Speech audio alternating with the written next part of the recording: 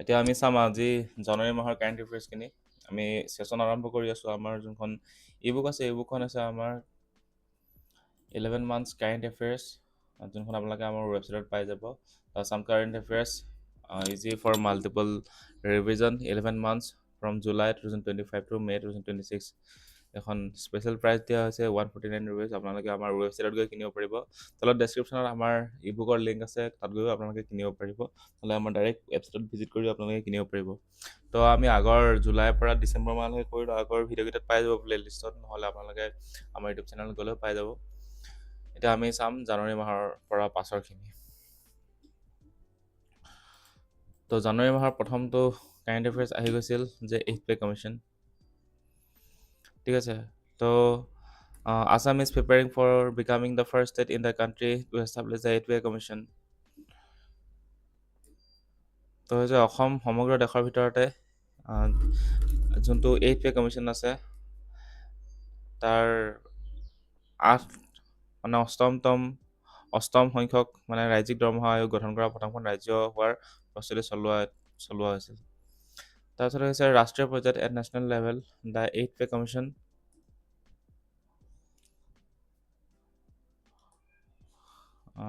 at national level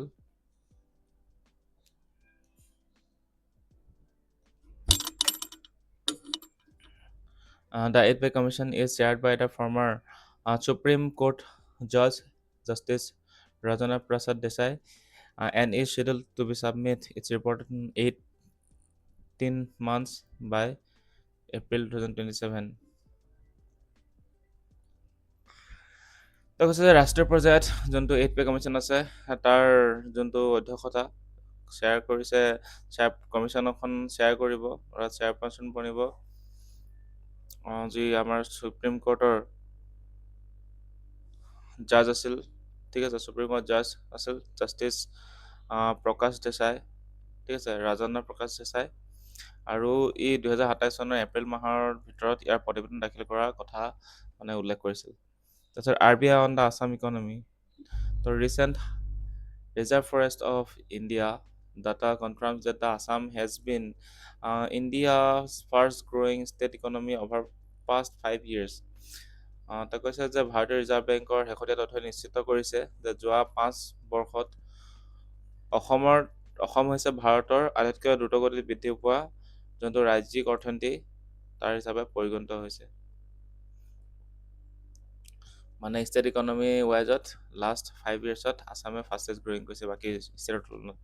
তাৰপিছত the state records an impressive GSDP growth of 45% between the fiscal years 2020 to 2025, far exceeding the national average of 29%. গতিকে national এভাৰেজটো হৈছে 29% আৰু অসমে গ্ৰ' কৰিছে, Assam GSDP গ্ৰ' কৰিছে, মানে GDP হৈছে 29% growing last 22 to 2025 fiscal years, কিন্তু অসমৰ গ্ৰ' হৈছে 45%. The per capita income in the state also show the 54% jump, increasing from 1,03,000 to in 2021 to 1,59,000 in 2024-25. মানে আগতে 1,03,000 আছিলে, এতিয়া বৰ্তমান 1,59,000 হৈছেগৈ প্ৰায়, মানে পাৰ কেপিটা ইনকাম। আৰু some other indicators, crime and justice ওপৰত কিবা indicators আছিলে চাই লওঁ। The Assam achieved the milestones of being the first Indian state to implement the new criminal laws. ঠিক আছে, তো অসমে নতুন অপৰাধী আইনসমূহ যেনেকৈ BNS হৈ গ'ল, BNSS হৈ গ'ল আৰু BSA ৰূপায়ণ কৰা ভাৰতৰ প্ৰথমখন ৰাজ্য হিচাপে গৌৰৱ অৰ্জন কৰিছে। তাৰপিছত the ministry of the home affairs ranked Assam number 1 in implementation with a score of 78.13 compared to the national average of 53.69%. তো গৃহ মন্ত্ৰালয় ৰূপায়ণৰ ক্ষেত্ৰত অসমক এই যোনবোৰ ক্ৰাইম এণ্ড জাষ্টিছৰ ওপৰত যোনবোৰ আইনসমূহ আছে তাৰ ৰূপায়ণৰ ক্ষেত্ৰত মানে সেইটো যাতে ইমপ্লিমেণ্টেশ্যন কৰে, ৰাজ্যবোৰেতো ইমপ্লিমেণ্টেশ্যন কৰিব লাগিব, তাৰ ক্ষেত্ৰত মানে অসমৰ যোনটো এটা এভাৰেজ সেইটো হৈ গৈছে 53.69%, আৰু যাৰ তুলনাত অসমৰ স্ক'ৰ হৈছে মানে যোনটো ৰাষ্ট্ৰীয় স্ক'ৰ সেইটো হৈছে 53.69% আৰু অসমৰ স্ক'ৰ হৈছে 78.13%। আৰু মানে অসমক নাম্বাৰ 1 ইমপ্লিমেণ্টেশ্যনৰ এইটো কিতাপটো দিছে, ঠিক আছে, ৰেংক কৰিছে। তাৰপিছত the state law and order improve significantly, registered crime cases drop from the 1,03,000, এইটো ডাটা হয়, এইটো চাই ল'ব, নাহে পৰীক্ষাত। তাৰপিছত বটদ্ৰৱা সত্ৰৰ ওপৰত আছিল যে on December 29, the Union Home Minister inaugurated the Botordova Than redevelopment project in Nagaon, built at the cost 227 crore. তো গতিকে 29 ডিচেম্বৰত কেন্দ্ৰীয় গৃহমন্ত্ৰীয়ে এই 227 কোটি টকাৰ ব্যয়েৰে নিৰ্মিত বটদ্ৰৱা থানৰ এটা নতুন ৰিডেভেলপমেণ্ট প্ৰজেক্ট এইটো কি কৰিছে, উদ্বোধন কৰিছে, ঠিক আছে। গতিকে নগাঁও আছে, বটদ্ৰৱা থান মনত থব। The birth place of the Mahapurush Srimanta Sankardev was formally rename as the Mahapurush Srimanta Sankardev আবিৰ্ভাৱ ক্ষেত্ৰ। গতিকে কি কৰিছে, যোনটো মহাপুৰুষ শ্ৰীমন্ত শংকৰদেৱৰ জন্মস্থানক আনুষ্ঠানিকভাৱে মহাপুৰুষ শ্ৰীমন্ত শংকৰদেৱৰ আবিৰ্ভাৱ ক্ষেত্ৰ হিচাপে নামকৰণ কৰা হৈছে। আৰু the new development includes the world টলেষ্ট Guru Asan, an art center designed like a traditional symbol, and research center shaped like a khul.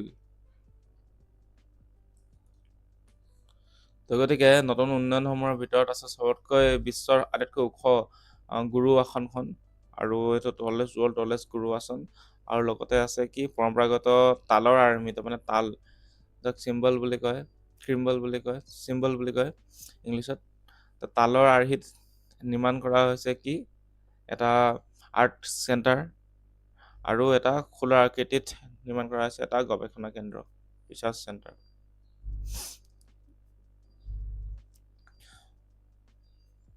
তাৰপিছত হৈছে মোলাই কাঠনি 2.0 destruction. The massive fire on December 29, the suspected P. Arjun destroyed Mulai Kathani 2.0, a community afforestation site of the Brahmaputra sandbar in Majuli. তো কৈছে যে 29 ডিচেম্বৰত এক ভয়াৱহ হত্যাকাণ্ডৰ ফলত মাজুলীৰ ব্ৰহ্মপুত্ৰ চাপৰিত এক সম্প্ৰদায় ভিত্তিক বননীকৰণস্থলী, যোনটো মোলাই কাঠনি 2.0, সেইটো ধ্বংস হৈ গৈছে। তো ইয়াৰ মানে এইটো এটা পৰিকল্পিত মানে অগ্নিকাণ্ড বুলি মানে কি কৰিছে, সন্দেহ কৰা হৈছে, ঠিক আছে। তো মোলাই কাঠনিটোৰ ফালৰ পৰা ইম্পৰ্টেণ্ট কি হ'ব, ইম্পৰ্টেণ্ট হ'ব যে এইটো কোনে ইনিচিয়েটিভ লৈছিল। গতিকে যাদৱ পায়েঙৰ যোনটো এটা সংৰক্ষণৰ কাৰ্য আছে, এটা লিগেচি আছে, সেই লিগেচিটো যাতে মেইনটেইন কৰিব পাৰে, যোনটো কনজাৰ্ভেশ্যনৰ ৱৰ্ক আছে যাদৱ পায়েঙৰ, তেখেতে যেনেকৈ মোলাই কাঠনি মানে জংঘলখন, মোলাই ফৰেষ্টখন তেওঁ অকলেই মানে তৈয়াৰ কৰিছিল, মানে কি গছ এজোপা সদায় সদায় ৰুই, তেনেকৈ মানে এতিয়া মুনমী পায়েঙে সেই লিগেচিটো মেইনটেইন কৰিব পাৰে। তেখেতেও মুনমুনি পায়েং তেখেতৰ মানে জীয়াৰীৰ নাম, তেখেতে মুনমুনি পায়েঙৰ ইনিচিয়েটিভত এই মোলাই কাঠনি 2.0 এখন জংঘলখন, হাবিখন এটা ইনিচিয়েটিভ হয়, ঠিক আছে। তাৰপিছত নামটো ধৰক মোলাই কাঠনি 2.0 মুনমুনি পায়েঙৰ হয়।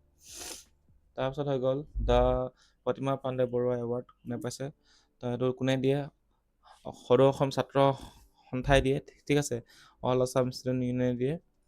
আৰু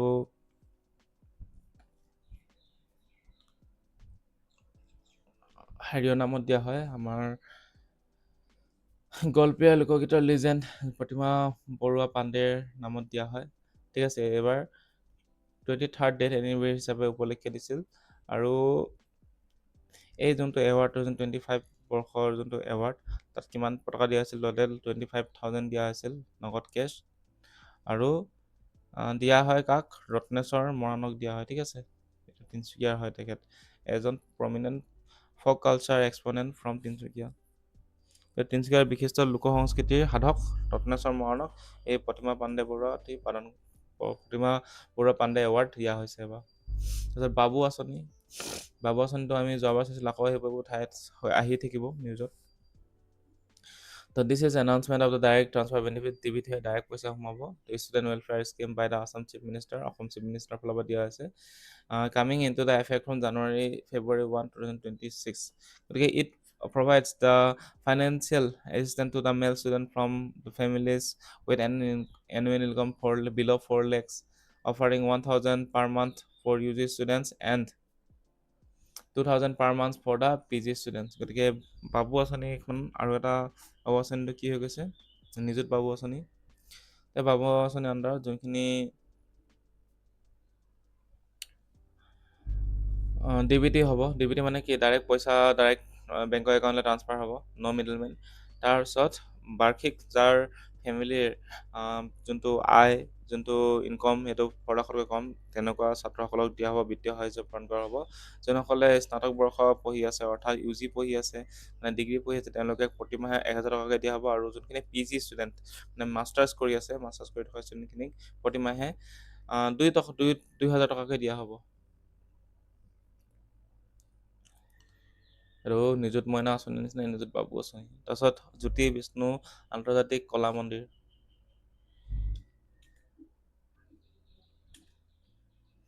a world-class auditorium built at the cost of 291 crore, inaugurated to serve as a Assam prime venue for the international events. তাৰপিছত name after the cultural icon Jyoti Prasad Agarwala and Vishnu Prasad Rava, and the facility seating capacity of 5000। গতিকে ইমান টকা ব্যয় কৰি কিনি এটা কি কৰা হৈছে, বিশ্বমানৰ প্ৰেক্ষাগৃহ উদ্বোধন কৰা হৈছে, যোনটো এটা আন্তঃৰাষ্ট্ৰীয় অনুষ্ঠানৰ বাবে অসমৰ প্ৰধান স্থান হিচাপে ব্যৱহাৰ কৰা হ'ব। এইটো মানে ইণ্টাৰনেশ্যনেল কিছুমান ইভেণ্টছ মানে কৰা হ'ব ইয়াত, ঠিক আছে। এইটো নাম দিয়া হৈছে, কি নাম দিয়া হৈছে যে জ্যোতি প্ৰসাদ আগৰৱালা আৰু বিষ্ণু প্ৰসাদ আগৰৱালা নামেৰে নামাকৰণ কৰা হৈছে এই যোনটো প্ৰেক্ষাগৃহটো।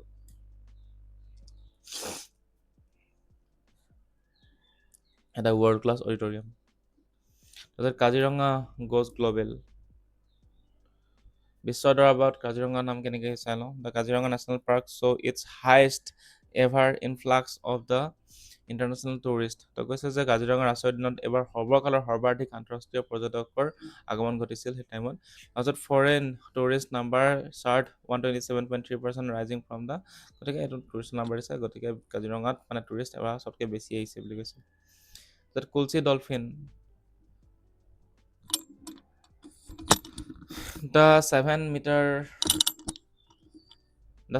Metre Kulsi river Dorabil wetland channel in the কি কৈছে, the 700 metre Kulsi Dorabil wetland channel in Kamrup district is undergoing severe degradation, posing a direct threat to the Gangetic river dolphin. তো কৈছে যে কামৰূপ জিলাৰ যোনটো 700 মিটাৰ দৈৰ্ঘ্যৰ কুলচি নদী দৰাবিল জলপথ আছে, তাত তীব্ৰ মানে অৱক্ষয় ঘটিছে। আৰু এই অৱক্ষয়ৰ ফলত কি হৈছে, গংগা নদীৰ যোনটো শিশু যাক কোৱা হয় গাংগেটিক ৰিভাৰ ডলফিনছ কোৱা হয়, তাৰ প্ৰতি মানে ভাবুকি আহিছে বুলি কৈছে। তাৰপিছত heavy siltation and illegal blockades by traders have shrunk the channel's depth to 2 meters during the lean season, halting fish migration and disrupting the dolphins' food availability. এইটো এটা সমস্যা হৈছে যে অত্যাধিক পলস জমা হোৱাৰ ফলত যাক চিলটেশ্যন বুলি কোৱা হয়, আৰু ব্যৱসায়ীসকলে যি অবৈধ যি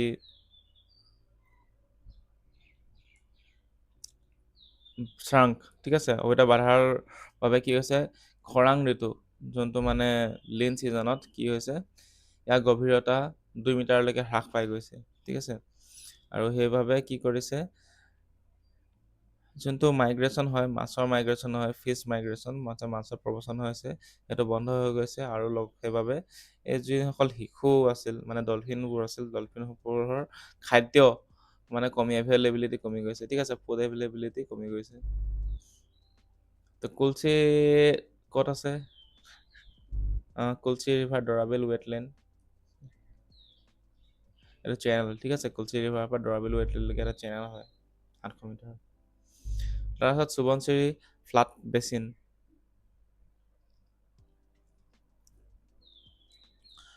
the commercial operations for Unit 2 of 2000 megawatt Subansiri Lower Hydroelectric project on Assam Arunachal border were virtually inaugurated.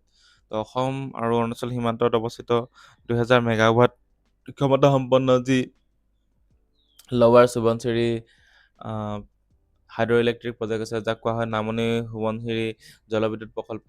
তাৰ ইউনিট 2 যোনটো বাণিজ্যিক কাৰ্যকলাপ তাক উদ্বোধন কৰা হৈছে ভাৰ্চুৱেলভাৱে। ঠিক আছে, ভাৰ্চুৱেলি ইনিগ্ৰেট কৰা হয়, মানে কি আৰু অনলাইন ইনিগ্ৰেট কৰি দিছে। তাৰপিছত হৈ গৈছে যে recent data prove that the project utility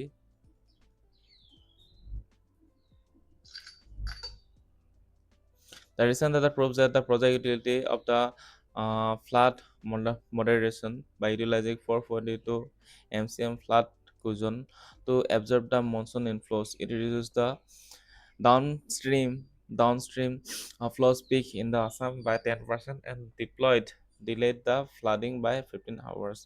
তো শেহতীয়া যোনটো তথ্য তাৰ অনুসৰি বানপানী ৰখোৱাৰ ক্ষেত্ৰত এই প্ৰকল্পৰ যোনটো উপকাৰিতা সি প্ৰমাণ কৰা হৈছে, আৰু লগতে যি মৌচুমী বায়ুৰ পানী শোষণ কৰিবলৈ ইয়াৰ মানে 442 MCM যোনটো ফ্লাড কুচন বুলি কোৱা হয় বান কুশন, ইয়াক ব্যৱহাৰ কৰি কিনে অসমৰ যোনটো নামনি অঞ্চলৰ বানপানী হয় সেই বানপানীৰ সৰ্বোচ্চ মাত্ৰা 10%লৈকে হ্ৰাস কৰিছে, আৰু লগতে বানপানী আগমনৰ 15 ঘণ্টা বিলম্বিত কৰিছে। মানে বানপানী আহিছে লগে লগে বানপানীটো আহি যায় এক ৰাতিৰ ভিতৰতে, গতিকে এইটো 15 ঘণ্টা দেৰিকৈ আহিব বানপানীটো, আৰু 10% বানপানী হ্ৰাস কৰি দিছে নামনি অঞ্চলত এই ফ্লাড কুচনৰ কাৰণে। তাৰপিছত উদাসীন ভকত কি হয় এইটো? উদাসীন ভকতসকলৰ বাবে মানে the chief minister launch a DBT direct benefit transfer financial assistance scheme providing the 1500 per person per month to the 620 উদাসীন ভকতছ ফ্ৰম ৰেকগনাইজ সত্ৰছ। গতিকে মুখ্যমন্ত্ৰীয়ে যোনখিনি ৰেকগনাইজ সত্ৰ আছে, স্বীকৃত সত্ৰসমূহ আছে, তাৰ টোটেল 620 গৰাকী উদাসীন ভকতক প্ৰতিমাহে 1500 টকাকৈ সাহায্য প্ৰদান কৰা হ'ব। মানে এইটো আৰু ডিবিটি হ'ব, মানে ডাইৰেক্ট বেনিফিট ট্ৰান্সফাৰ হ'ব, ডাইৰেক্ট মানে একাউণ্টত সোমাই যাব। The program aims to offer the social security to the monks facing the financial hardship due to the declining public donation and widespread encroachment on Satra lands। তো গতিকে ৰাজহুৱা অনুদান যি কমি গৈছে, ঠিক আছে, পাব্লিক ডনেশ্যন যিহেতু কমি যোৱা ফলত আৰু লগতে সত্ৰৰ যোনটো ভূমি ব্যাপক বেদখল হোৱাৰ বাবে আৰ্থিক নাটনিৰ সন্মুখীন হৈছে এই ভকতসকল। সেইবাবে এই ভকতসকলক সামাজিক সুৰক্ষা প্ৰদান কৰাৰ ক্ষেত্ৰত এই কাৰ্যসূচী লোৱা হৈছে। মানে 1500 টকাকৈ দিয়া হ'ব পাৰ পাৰ্চন পাৰ উদাসীন ভক্স অফ 620 620জনক দিয়া হ'ব।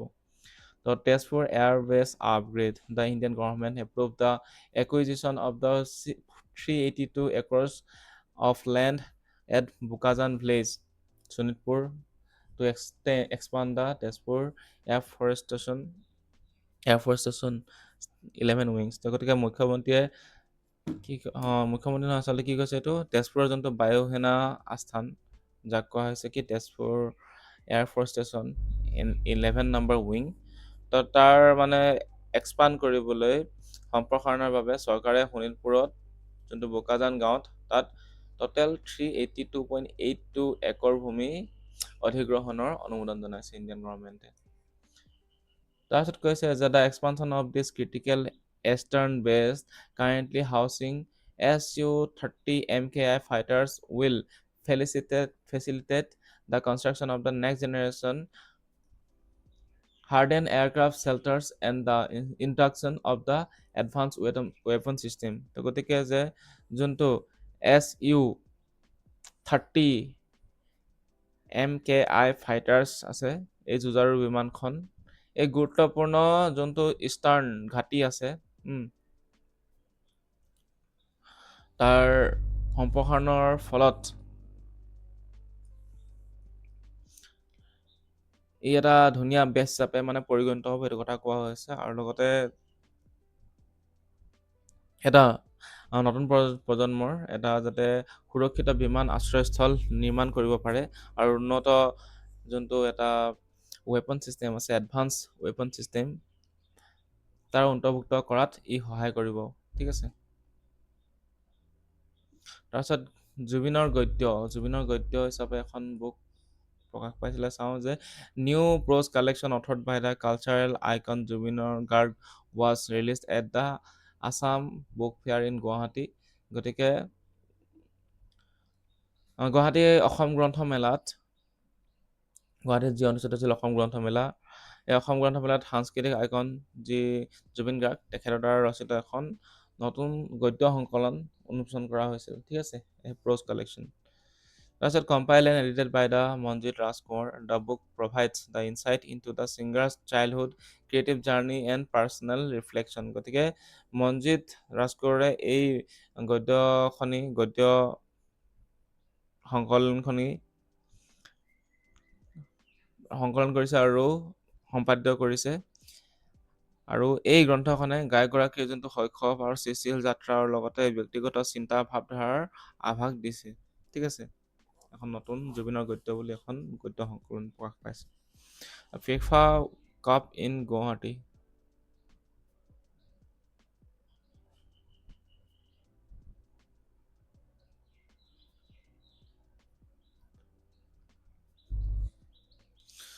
The original 18-carat gold FIFA Cup trophy arrived at the SCA Stadium in Barsapara, Guwahati, marking the historic first for Northeast India.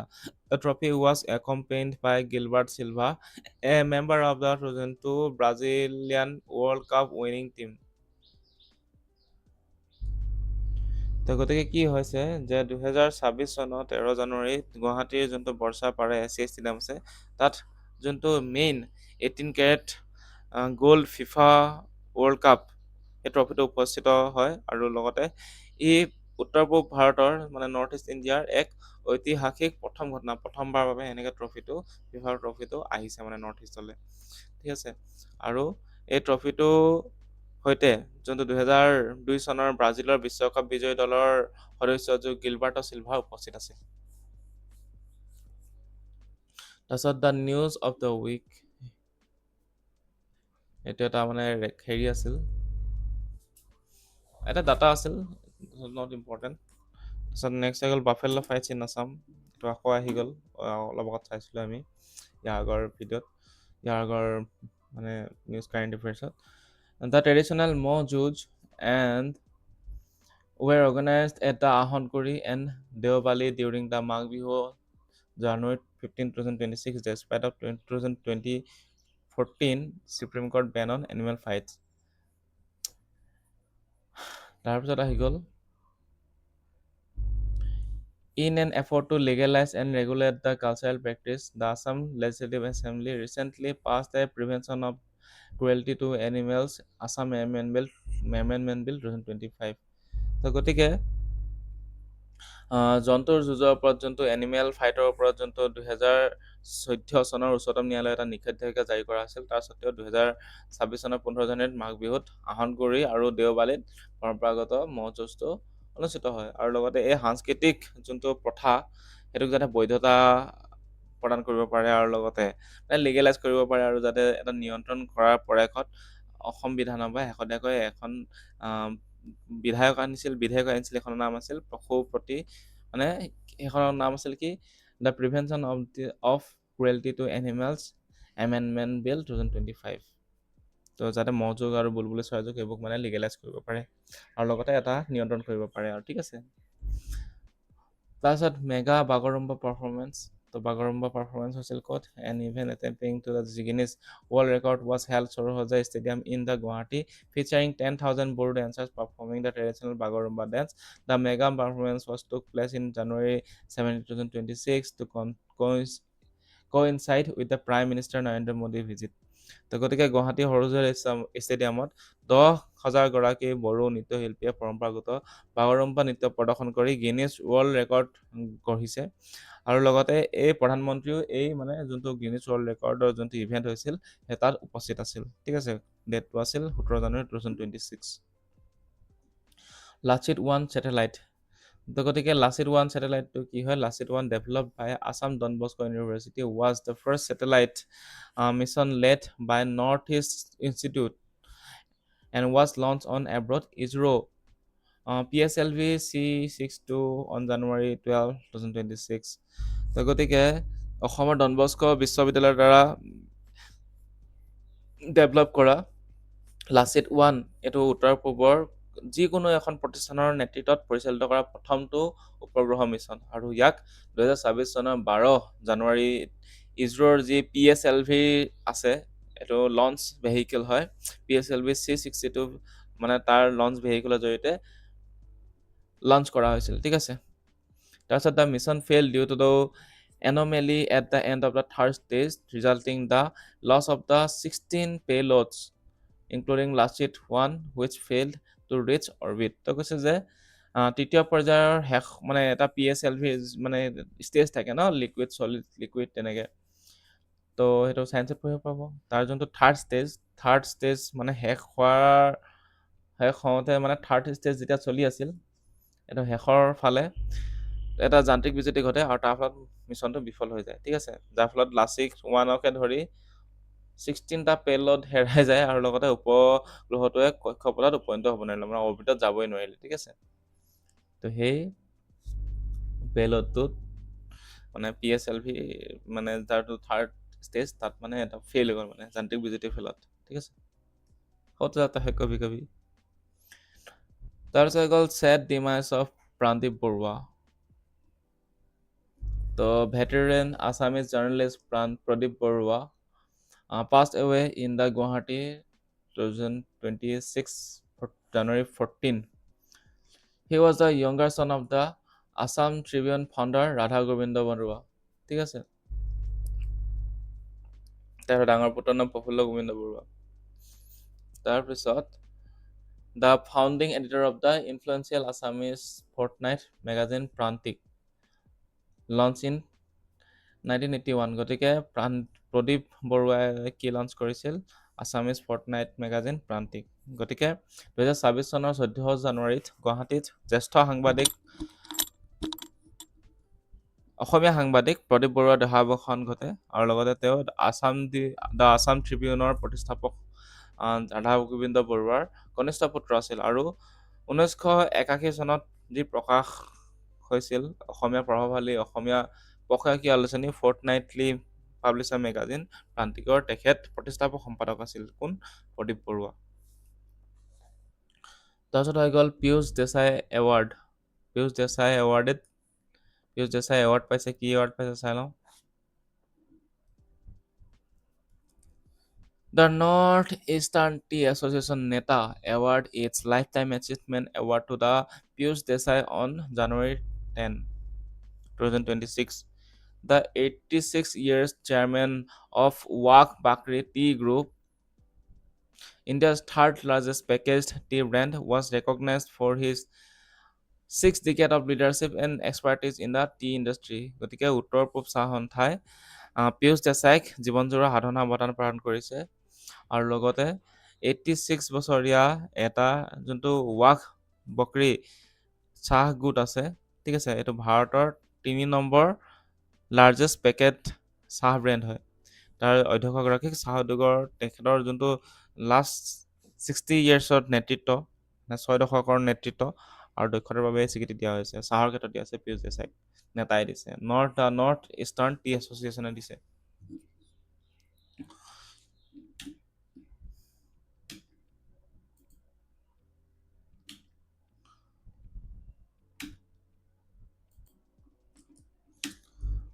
A 70 megawatt Khudigaon plant. তো গতিকে the Assam Chief Minister inaugurated 70 megawatt photovoltaic project at the Khudigaon Bilasipara. This clean energy project raises the Assam total solar energy capacity 680 megawatt and will help to avoid the approximately 1.15 tons CO2 emissions annually. গতিকে অসমৰ মুখ্যমন্ত্ৰী বিলাসীপাৰা খুদিগাঁৱত মানে 70 মেগাৱাটৰ ক্ষমতা সম্পন্ন এটা photovoltaic প্ৰকল্প উদ্বোধন কৰিছে, ঠিক আছে। আৰু এই যোনটো এটা ক্লিন এনাৰ্জি প্ৰজেক্ট হয় এইটো, গতিকে এই ক্লিন এনাৰ্জি প্ৰজেক্টটোৱে কি কৰিব? প্ৰকল্পটোৱে অসমৰ যোনটো ছলাৰ কেপাচিটি আছে তাক 680 মেগাৱাটলৈ বৃদ্ধি কৰিব আৰু লগতে বছৰি প্ৰায় 1.1 lakhs টন কাৰ্বন ডাই অক্সাইড এইটো নিৰ্গমন ৰোধ কৰাত সহায় কৰিব। গতিকে স্কুল ড্ৰপআউট ডিক্লাইন হৈছে, ঠিক আছে। The school dropout decline কি হৈছে কৈছে according to the recent figure shared by the chief minister, the secondary school dropout rates have been declined 42% over last 10 decades. And simultaneously, the school enrollment has hit all-time high, driven by the infrastructure improvement, ICT integration, and welfare schemes like the free textbook and scholarship. গতিকে school drop আউটটো কমিছে তাৰে এটা news আছিল। তাৰপিছত Assam chief minister at WEF world economic ফৰামত। গতিকে the chief minister Himanta Biswa Sharma attended the World Economic Forum annual meeting 2026 at Davos, Switzerland, marking the Assam first formal participation in the summit। গতিকে ছুইজাৰলেণ্ডৰ যোনটো ডাভোছত অনুষ্ঠিত হোৱা বিশ্ব অৰ্থনৈতিক মঞ্চৰ মানে ৱৰ্ল্ড ইকনমিক ফৰামৰ যোনটো এনুৱেল এটা বৈঠক বহে, ঠিক আছে, এনুৱেল মিটিঙত 2026 চনৰ এনুৱেল মিটিঙত মুখ্যমন্ত্ৰী হিমন্ত বিশ্ব শৰ্মাই অংশগ্ৰহণ কৰিছে। আৰু এই যোনটো সন্মিলনত তাৰ অসমৰ প্ৰথম আনুষ্ঠানিক অংশগ্ৰহণ, ঠিক আছে, অসমৰ পৰা প্ৰথম মানে অসমে প্ৰথমবাৰৰ কাৰণে WEF-ত পাৰ্টিচিপেশ্যন কৰিছে, সেইটো এটা ভাল news. So the state aiming to sign MOU worth around the 1 lakh crore in sectors like the semiconductor and infrastructure will establish a WEF partner center of excellence in Assam। গতিকে ৰাজ্যখনে semiconductor আৰু আন্তঃগাঁথনিৰ দৰে খণ্ডত প্ৰায় 1 লাখ কোটি টকা বুজাবুজিৰ মানে চুক্তি যাক কোৱা হয় MOU, মেমৰেণ্ডাম অফ আণ্ডাৰষ্টেণ্ডিং। তো সেইটো চাইন কৰিছে আৰু লগতে অসমত এটা WEF-ৰ অংশদাৰিত্ব মানে অংশ থকা এটা উৎকৃষ্টতা কেন্দ্ৰ যাক কোৱা হয় centre of excellence with the partnership of WEF, সেইটো অসমত স্থাপন কৰিব। তাৰপিছত কাজিৰঙা এলিভেটেড কৰিডৰ।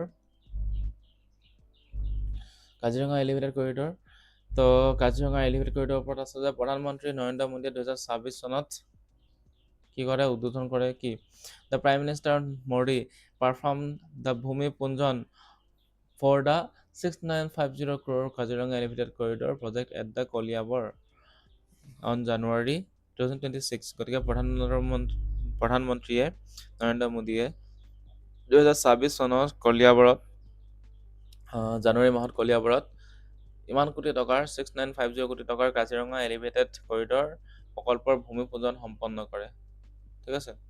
আৰু লগতে এই প্ৰকল্পটোৱে কি কৰিব, NH 716-ৰ এটা অংশ 4 চৰণীয়া কৰিব, ঠিক আছে। গতিকে the project ইনভলভছ the 4 laning section of 715 NH 715 and building a 34-kilometer elevated wildlife corridor to prevent the roadkills during the monsoon floods and when animals migrate to the Karbi Anglong Hills। গতিকে এই যোনটো প্ৰকল্প ই NH 715-ৰ এটা অংশ, এটা ছেকশ্যনত মানে 4 লেন কৰিব, 4টা লেন, 4 লেন বনাব আৰু লগতে 34.5 কিলোমিটাৰ দৈৰ্ঘ্যৰ এখন ফ্লাইং অভাৰ বনাব, ঠিক আছে, ফ্লাইং কৰিডৰ বনাব, উৰণীয়া সেইটো টাইপৰ এটা এলিভেটেড ৱাইল্ড লাইফ কৰিডৰ বনাব, যাৰ ওপৰেদি কি হ'ব, জীৱ জন্তুবোৰ পাৰ হৈ যাব পাৰিব।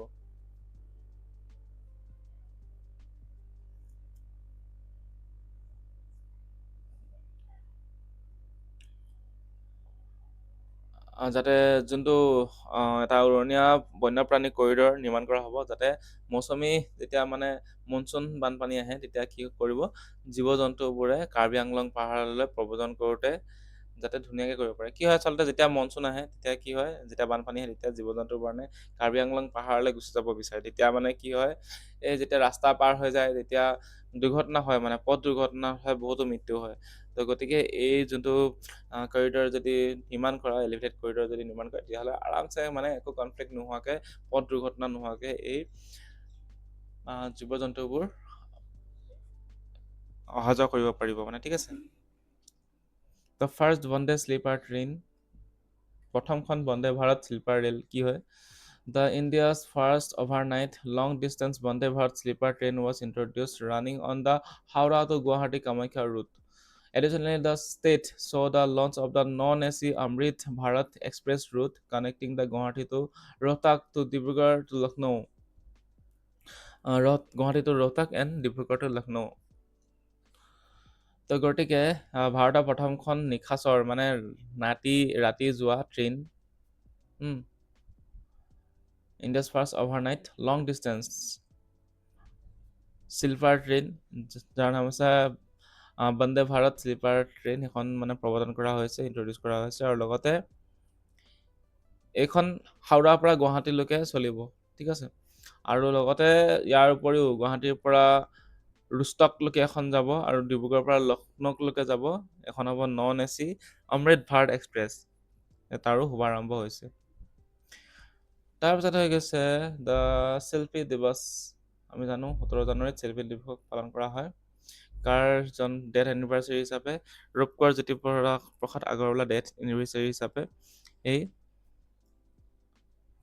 ৰূপকোঁৱৰ জ্যোতিপ্ৰসাদ আগৰৱালা শিল্পী দিৱস পালন কৰা হয়। গতিকে প্ৰতিবছৰ 17 জানুৱাৰীত সমগ্ৰ অসমত অসমীয়া সংস্কৃতিৰ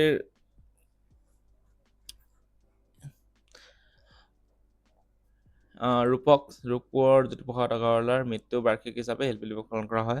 আৰু লগতে তেওঁ অসমৰ প্ৰথমখন বোলছবি নিৰ্মাণ কৰিছিল, যাৰ নাম আছিল জয়মতী, 1935ত।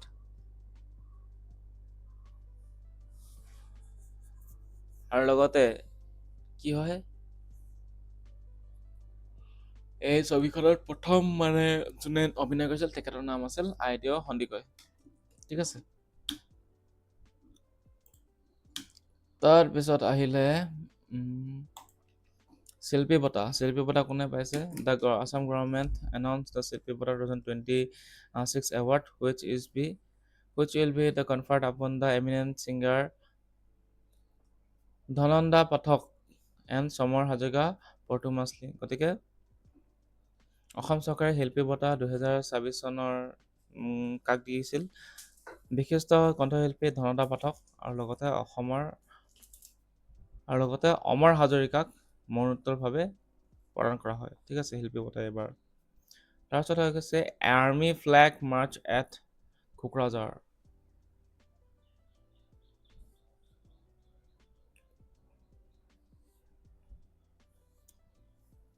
এইটো এটা ঘটনা এটা হৈছিল, তাত কি হৈছিল? সাধাৰণতে চিভিয়াৰ ল and order crisis erupted at the Kokrajhar on 20 January following a mob lynching. Try to suspect a cattle theft which resulted in 2 deaths. ঠিক আছে, গতিকে গৰু চোৰৰ সন্দেহত মব লিঞ্চিং হোৱাৰ ফলত মানে গণপ্ৰহাৰ হোৱাৰ ফলত দুগৰাকী লোকৰ মৃত্যু হৈছে, আৰু সেইবাবে 2026 জানুৱাৰী কোকৰাঝাৰত এক ভয়াৱহ আইন শৃংখলাৰ সংকটৰ সৃষ্টি হৈছিল।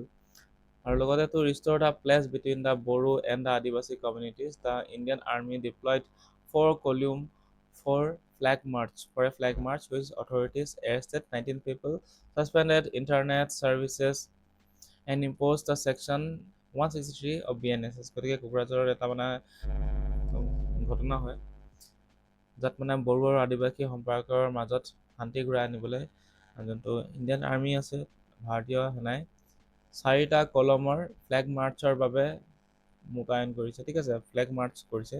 আৰু লগতে এই কৰ্তৃপক্ষই কিমান কৰিছে? 19 জনক গ্ৰেপ্তাৰ কৰিছে, আৰু লগতে ইণ্টাৰনেট যোনটো সেৱা সেইটো বন্ধ কৰি দিয়ে তাত, আৰু লগতে BNSSৰ 163 নং আধাৰত আৰোপ কৰিছে, ঠিক আছে, impose section 163 of the BNSS. তো section 163 কি হয়? এটা BNSS ভাৰতীয় ন্যায় সুৰক্ষা সংহিতা, তাৰ আণ্ডাৰত 163 যোনটো ছেকশ্যন, তাৰ আণ্ডাৰত মানে কি কৰিব? মেজিষ্ট্ৰেটে কোনো এটা জেগাত যদি পাব্লিক যদি কিবা সংঘৰ্ষ হয়, তেতিয়া মানে ষ্ট্ৰিক্ট অৰ্ডাৰ এটা দিব পাৰে মানে, ঠিক আছে, এটা কি কয়, এটা আৰ্জেণ্ট অৰ্ডাৰ দিব পাৰে, যাতে পাব্লিকৰ যোনটো মাজত সংঘৰ্ষ যদি হয়, ৰাইটছ যদি হয় কেনেবাকৈ, তেতিয়াহ'লে এই যোনটো BNSS 163 ছেকশ্যনৰ আণ্ডাৰত মেজিষ্ট্ৰেটে এটা আৰ্জেণ্ট অৰ্ডাৰ ইছ্যু কৰিব পাৰে, ঠিক আছে, শান্তি ঘূৰাই আনিবলৈ কাৰণে। সন্তোষ trophy 2025 and 26. The Assam secured the direct entry to host the final round of the 79th Santosh Trophy India's oldest national football tournament, গতিকে এইটোৰ ওপৰতো কুৱেশ্যন আহে যে সন্তোষ ট্ৰফী কোনটো ফুটবলত মানে কোনটো গেমত খেলোৱা হয় স্পৰ্টছত, সেইটো হৈছে ফুটবল। আৰু গতিকে অসমে আটাইতকৈ পুৰণি ৰাষ্ট্ৰীয় ফুটবল প্ৰতিযোগিতা তাৰ 79তম যোনটো সন্তোষ ট্ৰফী, তাৰ যোনটো ফাইনেল পৰ্যায়ৰ খেলসমূহ অনুষ্ঠিত কৰিবলৈ মানে সুযোগ লাভ কৰিছে। তাৰপিছত দ্য মেটচেছ আৰ চিডল, এইটো নালাগে ইমান, ঠিক আছে। তাৰপিছত অসমৰ ৰপ্তানি প্ৰস্তুতি, এক্সপৰ্ট প্ৰিপেয়াৰ্ডনেছ, তো গতিকে the Assam rank 24 out of 36 states and UT states and UT 36ৰ ভিতৰত অসমে 24 নম্বৰ ৰেংক পাইছে ইন নীতি আয়োগ এক্সপৰ্ট প্ৰিপেয়াৰ্ডনেছ ইণ্ডেক্স ইন 2024। গতিকে নীতি আয়োগৰ এক্সপৰ্ট প্ৰিপেয়াৰ্ডনেছ ইণ্ডেক্স 2024ত অসমে 36খন ৰাজ্যৰ ভিতৰত 24 নম্বৰ পজিশ্যন পাইছে। তাৰপিছত tea remains the state's dominant export, making over 50% of its 3,700 crore merchandise export. Though the sector faces the constraints like a lack of NABL accredited testing labs and poor cold chain infrastructure, গতিকে চাহ এতিয়াও ৰাজ্যখনৰ প্ৰধান export সামগ্ৰী হৈ আছে, যোনটোৱে total 3,700 কোটি টকাৰ ব্যৱসায়িক ৰপ্তানি দিছে, যাৰ যোনটো 50%কৈ অধিক, ঠিক আছে, টোটেল এক্সপৰ্টৰ। আৰু গতিকে এই যোনটো চাহৰ যোনটো ছেক্টৰ, সেইটোৱে মানে NABL স্বীকৃত পৰীক্ষাগাৰৰ অভাৱ মানে আছে চাহৰ ক্ষেত্ৰত, চাহ খণ্ডৰ ছেক্টৰটোত। আৰু লগতে বহুত উইক কোল্ড চেইন ইনফ্ৰাষ্ট্ৰাকচাৰো নাই, ফিৰি মানে 50%কৈ অধিক এক্সপৰ্ট হৈছে মানে, ঠিক আছে, মাৰ্চেণ্টাইজ এক্সপৰ্ট হৈছে, তো সেইটো মানে আছে। তাৰপিছত হৈ গ'ল Dibru Saikhowa national park. A Royal Bengal tiger was camera trapped in Debru Soikha National Park by the Forest Department and Wildlife Trust of India. তো গতিকে বন বিভাগ আৰু ৱাইল্ড লাইফ ট্ৰাষ্ট অফ ইণ্ডিয়াৰ কেমেৰাত ডিব্ৰু ছৈখোৱা ৰাষ্ট্ৰীয় উদ্যানত এটা ৰয়েল বেংগল টাইগাৰ ধৰা পৰিছে, ঠিক আছে। তাৰপিছত this is a major ecological event marking the first confirmed visual evidence of A tiger in the park nearly 30 years। গতিকে এই গুৰুত্বপূৰ্ণ যোনটো ঘটনা হৈছে, মানে ছবি ধৰা পৰিছে ৰয়েল বেংগল টাইগাৰটো ডিব্ৰু ছৈখোৱা নেশ্যনেল পাৰ্কত, এইটো 30 বছৰৰ ভিতৰত প্ৰথমবাৰ হৈছে মানে, ঠিক আছে, উদ্যানখন। পদ্ম awards 2026, the 5 personalities from Assam were awarded the Padma Shri on eve of the Republic Day। গতিকে ৰিপাব্লিক ডে প্ৰাক মুহূৰ্তত মানে কি কয়, ৰিপাব্লিক ডে প্ৰাক মুহূৰ্তত পাঁচগৰাকীক গণতন্ত্ৰ দিৱসৰ প্ৰাক মুহূৰ্তত অসমৰ 5গৰাকী বিশিষ্ট ব্যক্তিক পদ্মশ্ৰী প্ৰদান কৰা হৈছে। আৰু তেখেতসকল হৈছে লেট কবীন্দ্ৰ কায়স্থ, তেখেতে পাইছে পাব্লিক এফেয়াৰ্ছৰ কাৰণে। যোগেশ দেউৰী এগ্ৰিকালচাৰ এণ্ড বড়োলেণ্ড চিল্কৰ কাৰণে পাইছে। Nuruddin Ahmed art and theatre set design. Pakhila Lekthepi art Karbi ফক মিউজিকৰ কাৰণে। আৰু হৰিচৰণ শইকীয়াই পাইছে আৰ্ট সত্ৰীয়া ডেন্সৰ কাৰণে। এই কি নাম মনত থ'ব, এইকেইটাৰ পদ্ম এৱাৰ্ডছ পাইছে এওঁলোকে। তাৰপিছত হৈছে Assam in European Union India FTA। গতিকে the ongoing India EU free trade agreement negotiations pose significant regulatory challenges of Assam tea industry. গতিকে চলি থকা যোনটো ভাৰত ইউৰোপীয় ইউনিয়ন মুক্ত মানে ইণ্ডিয়া আৰু ইউৰোপিয়ান ইউনিয়নৰ যোনটো ফ্ৰী ট্ৰেড এগ্ৰিমেণ্ট, তাৰ অসমৰ চাহ উদ্যোগৰ বাবে গুৰুত্বপূৰ্ণ নিয়ন্ত্ৰণমূলক প্ৰত্যাহ্বানৰ সৃষ্টি কৰিছে। গতিকে the EU is reducing the maximum residue limit MRL for critical pesticides like the thiamethoxam to 0.05 ppm by March. The threatens to tea export as the local industry relies heavily on the these chemicals and lacks widely accept alternatives. গতিকে এই যোনটো European ইউনিয়নে March মাহৰ ভিতৰত যোনটো থিয়া থিয়ামক্স থাম বুলি এটা নাম আছে, সেইটো এটা কীটনাশক হয়। তাৰ যোনটো সৰ্বোচ্চ অৱশিষ্ট সীমা, যাৰ নাম হৈছে মেক্সিমাম ৰেচিডিউ লিমিট, সেইটো 0.05 ppm লৈ কমাই দিছে। ঠিক আছে, আৰু ই কি কৰিব, চাহ ৰপ্তানিৰ প্ৰতি ভাবুকি কঢ়িয়াই আনিব, কাৰণ স্থানীয় উদ্যোগটোৱে যোনখিনি লোকেল যোনখিনি ইণ্ডাষ্ট্ৰিজ আছে, তেওঁলোকে এই যোনটো ৰাসায়নিক মানে যোনটো কেমিকেল, এই কেমিকেলটোৰ ওপৰতে মানে বহু পৰিমাণে নিৰ্ভৰ কৰি থাকে। আৰু ইয়াৰ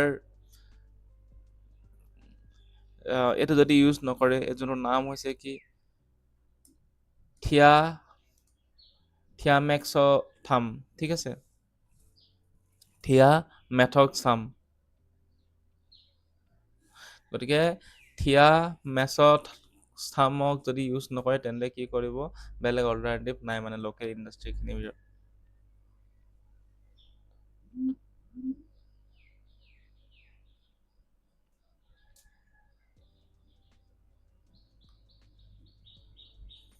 তাৰপিছত Assam hydrocarbons resources. The discussing the India's Energy Week highlighted that while Assam is the India's oldest oil producing region, 40 to 50% of its hydrocarbon resources remain the untapped.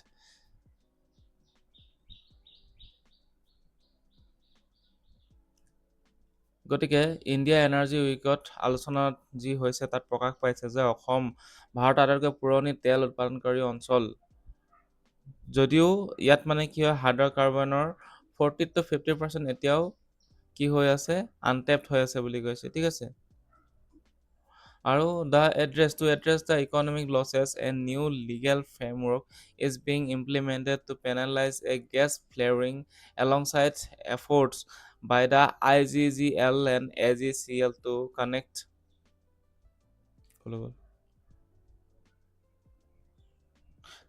the northeast through a unified gas pipeline grid. তো কৈছে যে অৰ্থনৈতিক লোকচান ৰোধ কৰিবলৈ যোনটো gas flooring প্ৰতিৰোধ কৰাৰ উদ্দেশ্যে এখন নতুন আইনী গাঁথনি কাৰ্যকৰী কৰা হৈছে। ঠিক আছে, লিগেল ফ্ৰেমৱৰ্ক গাঁথনি কাৰ্যকৰী কৰা হৈছে, যাৰ সৈতে IGCL আৰু লগতে AGCL এই দুটাই লগ হৈ কিনে কি কৰিব, যোনটো গেছ পাইপলাইন গ্ৰিডৰ জৰিয়তে উত্তৰ পূবক সংযোগ কৰাৰ প্ৰয়াস চলাই আছে। ঠিক আছে,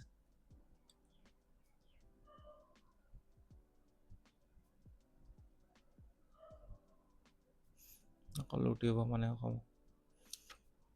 তো এইটো আমাৰ হৈ গ'ল জানুৱাৰী মাহৰ কাৰেণ্ট এফেয়াৰ্ছ। এতিয়া আমি চাম ফেব্ৰুৱাৰী মাহৰখিনি।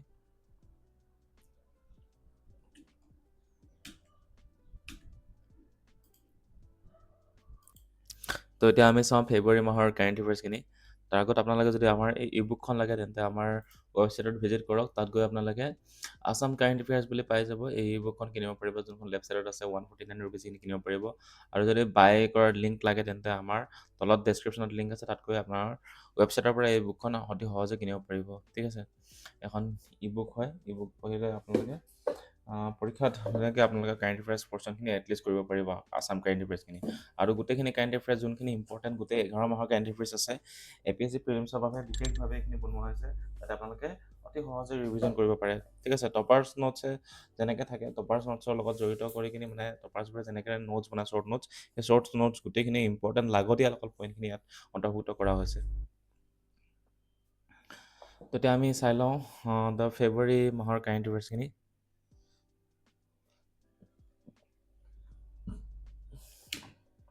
তো বাজেট 2026 আৰু Assam.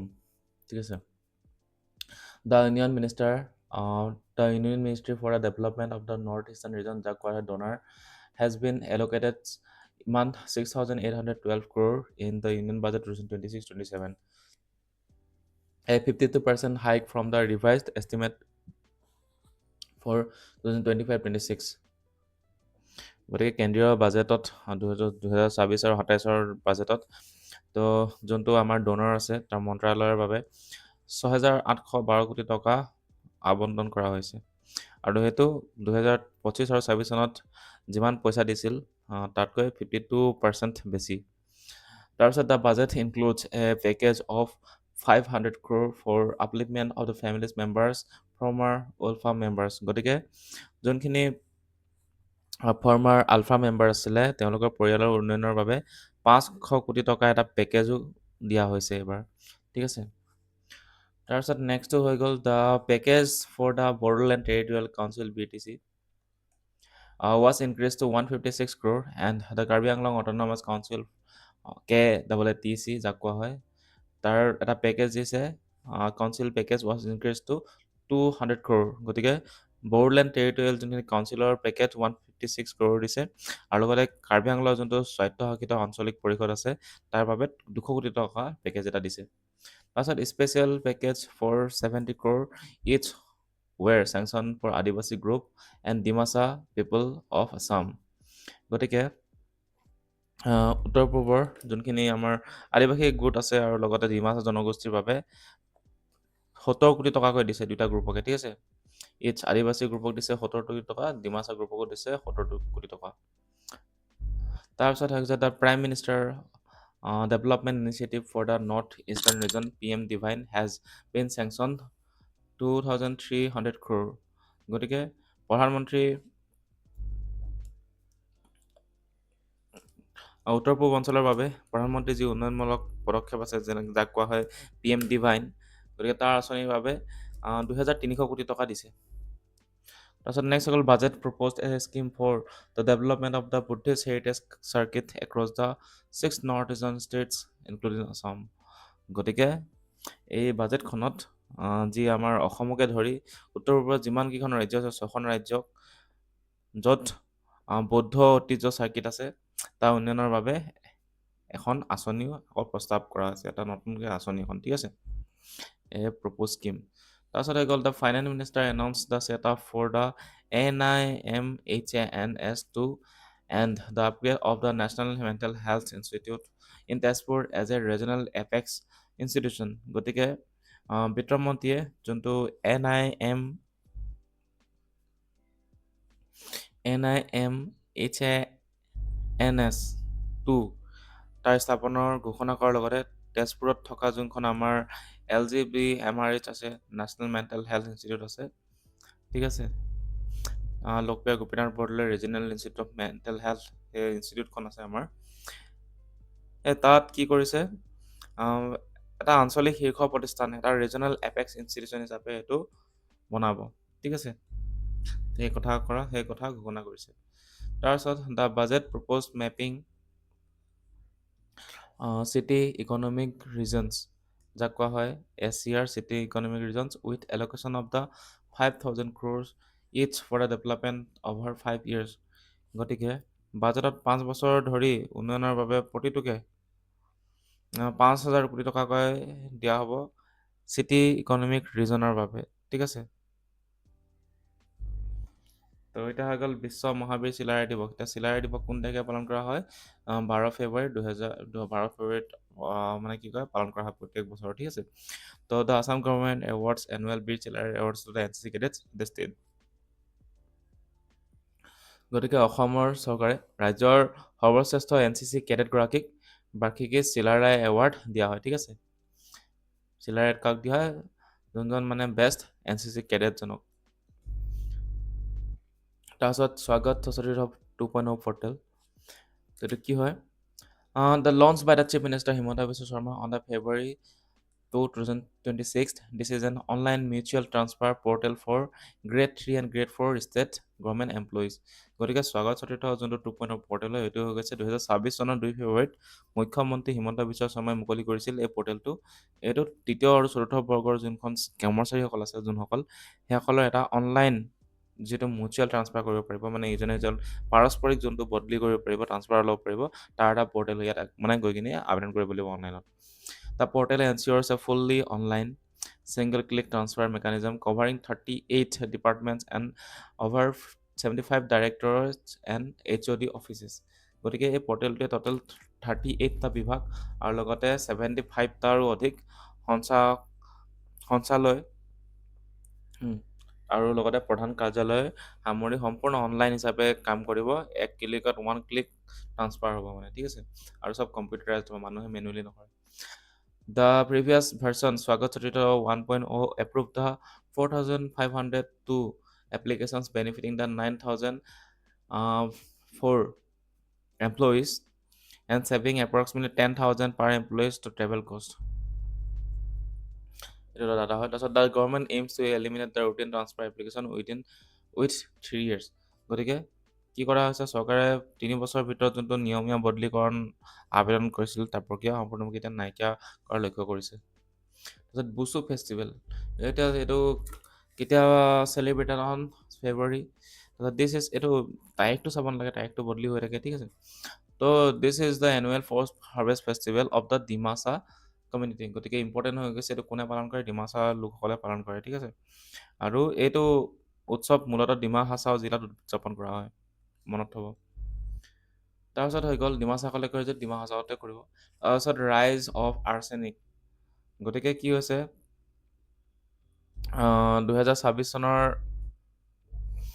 on the February 2026, the Union Minister of the State for Jal Shakti informed Parliament that the arsenic beyond the prescribed limits has been found in some isolated pockets of Assam groundwater. গতিকে কোৱা হৈছে যে যোনটো কেন্দ্ৰীয় জলশক্তিৰ ৰাজ্যিক মন্ত্ৰী আছে, তেখেতে সংসদত কৈছিল যে অসমৰ যোনটো গ্ৰাউণ্ড ৱাটাৰ, ভূগৰ্ভস্থ পানী, যোনখিনি আমি খাওঁ আচলতে, খোৱা পানী হিচাপে ব্যৱহাৰ কৰা হয়, তাত মানে বিভিন্ন অংশত যোনটো আৰ্ছেনিক লেভেল থাকিব লাগে পানীত, তাতকৈ বেছি আৰ্ছেনিক পোৱা গৈছে, ঠিক আছে। তাৰপিছত the central ground water board, যাক কোৱা হয় CGWB, data notes that while state's groundwater is largely potable, localized contamination exists due to the natural geochemical process in the Brahmaputra floodplain. গতিকে কি কৈছে, যোনটো আমাৰ চেণ্ট্ৰেল গ্ৰাউণ্ড ৱাটাৰ বৰ্ড আছে, তাৰ তথ্যত উল্লেখ কৰা হৈছে যে ৰাজ্যখনৰ যোনটো গ্ৰাউণ্ড ৱাটাৰ পানী, তাত বহু জেগাত খাবলৈ উপযোগী হ'লেও যোনটো ব্ৰহ্মপুত্ৰ ফ্লাড প্লেইন এৰিয়া আছে, তাত যোনখিনি গ্ৰাউণ্ড ৱাটাৰ, তাত আচলতে যোনটো জিঅ'কেমিকেল প্ৰচেছ, তাৰ বাবে কিছুমান মানে নিৰ্দিষ্ট স্থানত এই যোনটো আৰ্ছেনিক লেভেল, সেইটো মানে বেছিকৈ পোৱা গৈছে পানীত। আচলতে আৰ্ছেনিকটো কিমান থাকিব লাগে সেইটো এটা নিৰ্ধাৰিত কৰি থৈছে, ঠিক আছে। তাতকৈ যদি পানীত আৰ্ছেনিক লেভেলটো বেছি থাকে, আৰ্ছেনিক বেছিকৈ মিলি যায়, তেতিয়া সেইটো খোৱা বা উপযোগী নহয় মানে, ঠিক আছে। তো এইটো এটা কথা। গতিকে the bureau' of the Indian standards permissible limits of the arsenic in absence of an alternate source is 5 microgram per litre, ঠিক আছে। আচলতে WHO মতে কি হয়, এইটো ব্যুৰ' অফ ইণ্ডিয়ান ষ্টেণ্ডাৰ্ডছটো নহ'ব, আচলতে ঠিক আছে। WHO, যাক কয় ৱৰ্ল্ড হেল্থ অৰ্গেনাইজেশ্যনৰ এটা মানে পাৰ্মিছিবল এটা লেভেল আছে, সেইটো হৈছে 10 মাইক্ৰগ্ৰাম, ঠিক আছে, পাৰ লিটাৰ। গতিকে 10 মাইক্ৰগ্ৰাম পাৰ লিটাৰ, তাতকৈ বেছি থাকিব নালাগে মানে, ঠিক আছে, পানীত আৰ্ছেনিকৰ লেভেলটো। তো WHO যোনটো 10 মাইক্ৰগ্ৰাম পাৰ লিটাৰ, সেইটো মনত থ'ব। তাৰপিছতে কৈছে হলং পাৰ ৱাইল্ড লাইফ চেঞ্চুৰী। তো ইয়াৰ নিউজ কি আছে, an endangered adult male western hoolock গিভন recently died due to the electrocution on the 1.65 kilometer electrified broad gauge railway track passing through the sanctuary near the Mariani Jorhat. গতিকে এটা কি হৈছে, হলক গিবনৰ মৃত্যু হৈছে, ৱেষ্টাৰ্ণ হলক গিবনৰ মৃত্যু হৈছে। কিহৰ কাৰণে মৃত্যু হৈছে, যে যোনটো অভয়াৰণ্যৰ মাজেৰে যোৱা এটা 1.65 কিলোমিটাৰ দীঘল এটা যোনটো তাত ইলেক্ট্ৰিক আছে, এটা মানে কি ইলেক্ট্ৰিকেশ্যন আছে, ঠিক আছে, মানে বিদ্যুৎ আছে, ঠিক আছে, বিদ্যুৎ আছে এই যোনটো ব্ৰডগজ ৰেল পথটোত, ঠিক আছে। তো গতিকে তাত মানে কাৰেণ্টত ইলেক্ট্ৰিক শ্বৰ্ট হৈ কিনি এই যোনটো আমাৰ এণ্ডেঞ্জাৰ স্পেচিছ আছে শলক গিবন, এইটো মানে মৃত্যু হৈছে যোৰহাটৰ ওচৰত। তো railway electrification occurred without the adequate mitigation measures and earlier artificial canopy bridge designed by the Wildlife Institute of India failed due to the poor design. গতিকে এইটো মানে কি কৈছে, কোনো ধৰণৰ পৰ্যাপ্ত মানে কি হয়, মিটিগেশ্যন এডুকেট মিটিগেশ্যন মেজাৰ্ছ নোহোৱাকৈ মানে এইবোৰ ইলেক্ট্ৰিফিকেশ্যন কৰা হৈছে বুলি কৈছে। তো নট ইম্পৰ্টেণ্ট ফৰ ফিলিমছ, এইটো মেইনছৰ কাৰণে আপোনালোকে জানিব লাগে নে। তাৰপিছত the sanctuary holding and the highest primate diversity in India currently has given population is approximately 125 individuals spread among 26 groups. গতিকে যোনটো অসমৰ ভিতৰত যোনটো সৰ্বাধিক প্ৰাইমেট মানে কি, বান্দৰ জাতীয় যোনটো প্ৰজাতি তাক প্ৰাইমেট বুলি কোৱা হয়। প্ৰাইমেট মানে হ'লে কি হয়, এটা large gorilla, chimpanzee, hoolock gibbon, monkey, man, এইবোৰ চব প্ৰাইমেট স্পেচিছ, যাৰ মানে হাতখনে খামুচিব পাৰে, তাৰপিছত ডাঙৰ ডাঙৰ চকু থাকে, লাৰ্জ ব্ৰেইন থাকে, আৰু ফৰৱাৰ্ড ফেচেছ আইজ থাকে, মানে চকুটো মানে আগফালে থাকে, ঠিক আছে। এতিয়া ঘোঁৰা চৰা চকুটো চাইডৰ ফালে থাকে নাই মাথাটো, তো সেই মানে যোনবোৰ প্ৰাইমেট স্পেচিছ সিহঁতৰ আগফালে থাকে চকুটো, ঠিক আছে। তেওঁলোকৰ হাতৰ আঙুলি থাকে, মানে যেনেকৈ গৰু চৰুবিলাক কি থাকে, খুৰা থাকে হয় নাই, এটা হাত চাত নাথাকে, এটা হাত থাকে মানে প্ৰাইমেট স্পেচিছবোৰ। তো সেইটোকে প্ৰাইমেট স্পেচিছ বুলি কোৱা হয়। গতিকে সেই প্ৰাইমেট স্পেচিছৰ বৰ্তমান 26টা গ্ৰুপ আছে আৰু টোটেল 125টা ইণ্ডিভিজুৱেল আছে, ঠিক আছে। তাৰপিছত নেক্সট হৈ গ'ল special revision for the electoral roll. এইটো ইলেক্ট্ৰেল এটা ৰিভিজন পাইছিলোঁ আমি, এইটো পিছত চাম আমি এইবোৰ, ঠিক আছে। ইয়াৰ মানে ইলেকশ্যন কমিশ্যনৰ ওপৰতে যদি কুৱেশ্যন আহে আহিব, এইটো আপোনালোকে স্কিপ কৰি দিয়ক। এবাৰ চাই দিয়ক, the following the special revision SR 2026 the final electoral roll was publish on, এইটো কেতিয়া পাব্লিছ হ'ব কৈছে। তাৰপিছত টোটেল ইমানখিনি নেমছ ডিলিটেড কৰা হৈছে ড্ৰাফ্ট ভোটাৰ লিষ্টৰ পৰা, ঠিক আছে।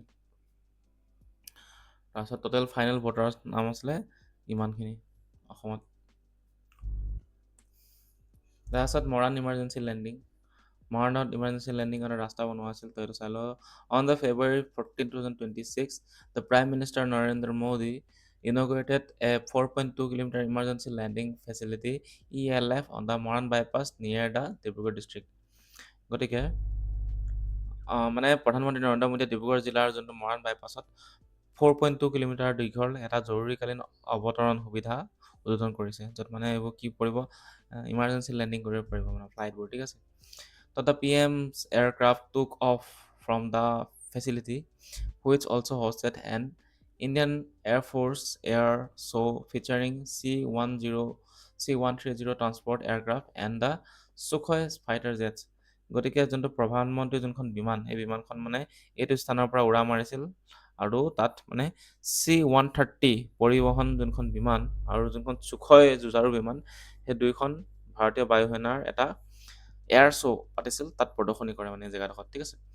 During the visit, the PM also inaugurated the temporary campus of the IIM Guwahati at the Bongora, the NIC data center of the Amingaon, and flag of 100 e-buses. গতিকে যেতিয়া প্ৰধানমন্ত্ৰী আহিছিল কি কৰে তেখেতে গুৱাহাটীৰ যোনটো IIM, এইটো অস্থায়ী চৌহদ, আৰু লগতে আমিনগাঁও যোনটো NIC ডাটা চেণ্টাৰ উদ্বোধন কৰে, আৰু লগতে 100খন ই-বাছো ফ্লেগ অফ কৰে মানে, ঠিক আছে।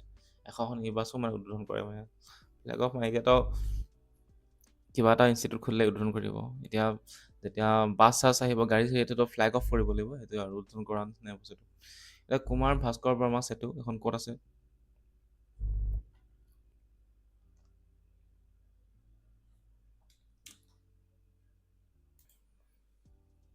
এটা আহিলে কুমাৰ ভাস্কৰ বৰ্মা সেতু। তো ঠিক আছে, তো কুমাৰ ভাস্কৰ বৰ্মা সেতুখন কি আছে নিউজটো? The Kumar Bhaskar Varma Setu is a 6 lane 1.24 to 1.16 kilometre long, ঠিক আছে, এখন ব্ৰিজ হয় যোনখন ব্ৰহ্মপুত্ৰ নদীৰ ওপৰত বনোৱা হৈছে। এইখন কানেক্ট কৰিব গুৱাহাটী টু নৰ্থ গুৱাহাটী, ঠিক আছে। ইনগ্ৰেট কৰা হৈছে February 14, 2026। তাৰপিছত গহপুৰ নুমলীগড় টানেল, এইটো আমি চাই লওঁ। The cabinet committee on economic affairs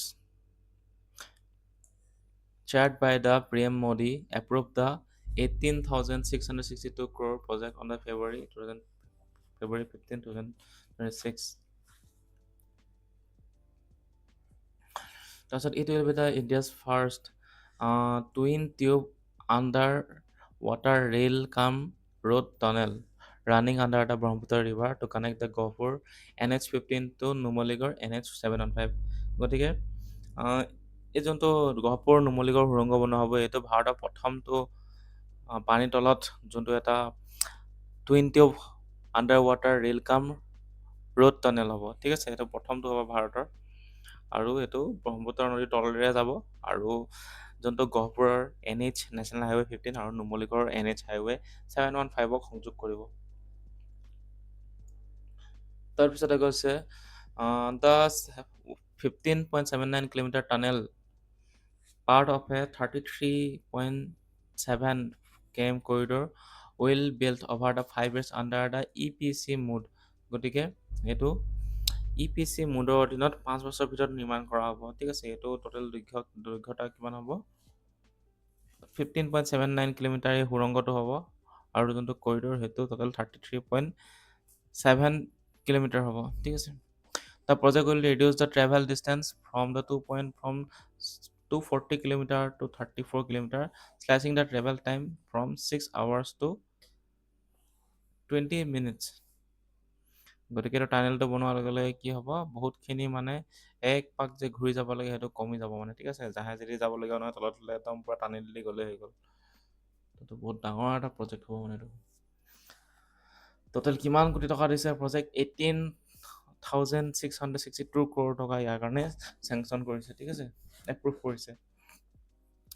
তাৰপিছত it is expected to generate 80 lakhs person day of employment. তো মানে টোটেল 80 লাখ পাৰ্চন মানে কি কয় সংস্থাপন কৰ্মসংস্থান পাব এই প্ৰজেক্টটোত। তো ষ্টেট বাজেট ছেছন, তো ষ্টেট বাজেট ছেছন হৈছিলে। ষ্টেট বাজেটত কি হ'ল, আমাৰ ৰাজ্যিক অধিৱেশনটো। On February 16, the Finance Minister Ajanta Neog presented the vote on account budget 2026-27 during the last session of 15th Assam Legislative Assembly, deferring the full budget due to the upcoming election.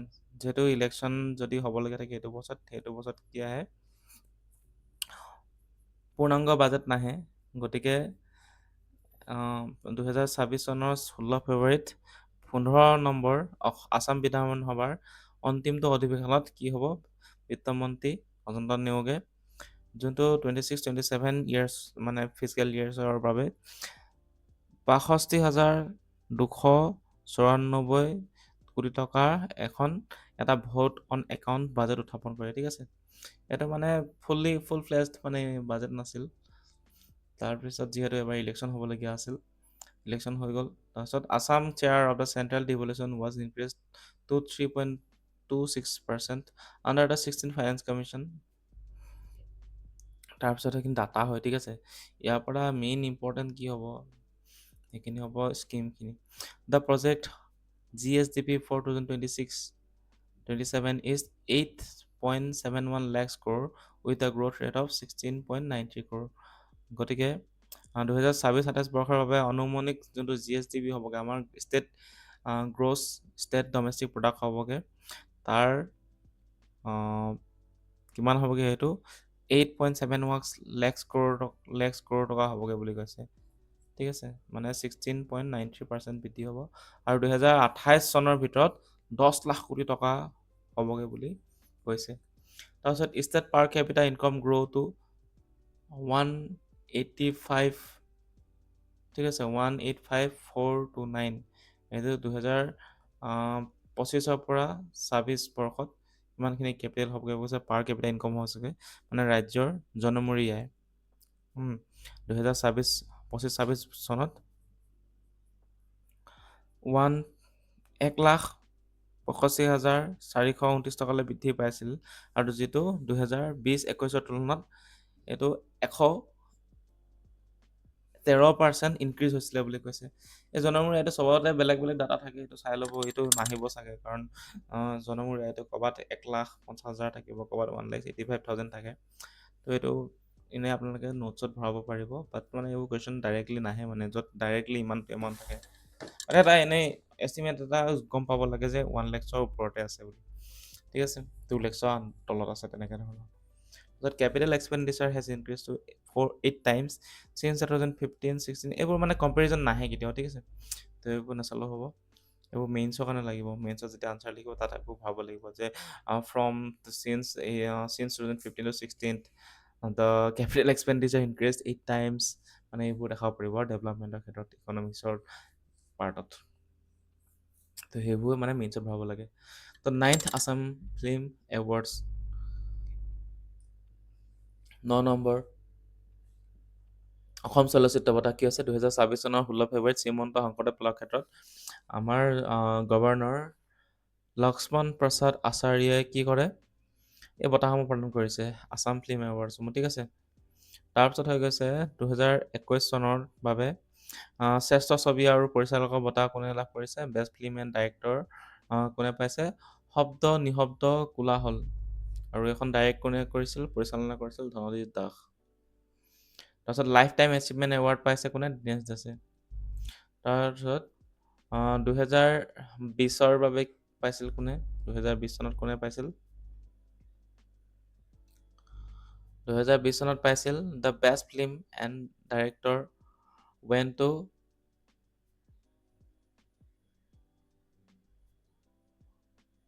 বেলকনিত ভগৱানৰ বাৰাণ্ডাত ভগৱান, ঠিক আছে। Direct কৰিছিল বিশ্বজিৎ বৰাই। Lifetime achievement award in Jayanta Bhagawati. এইটো আচলতে শংকৰদেৱ কলাক্ষেত্ৰ নহয়, দামোদৰদেৱ আন্তঃৰাষ্ট্ৰীয় প্ৰেক্ষাগৃহ হ'ব লাগে, গতিকে এইটো আকৌ ৰিফাইন কৰি দিছোঁ, ঠিক আছে। যোনটো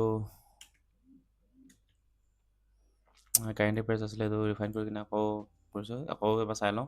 যোনটো 9th আছাম ফিল্ম এৱাৰ্ড আছে, সেইটো আচলতে কি হৈছিলে,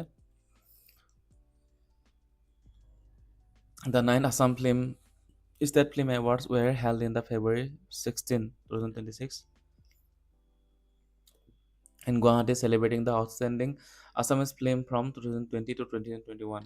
গতিকে 2020 আৰু 21 বৰ্ষৰ যোনখিনি আমাৰ উৎকৃষ্ট অসমীয়া চলচ্চিত্ৰসমূহ আছিলে, তাক উদযাপন কৰি কিনে 2026 চনৰ 16 ফেব্ৰুৱাৰীত অসমৰ যোনটো নৱমতম, ঠিক আছে, নৱম সংখ্যক অসম ৰাজ্যিক চলচ্চিত্ৰ বঁটা প্ৰদান কৰা হৈছিল, ঠিক আছে, প্ৰদান কৰাৰ বাবে এটা অনুষ্ঠান অনুষ্ঠিত কৰা হৈছিল।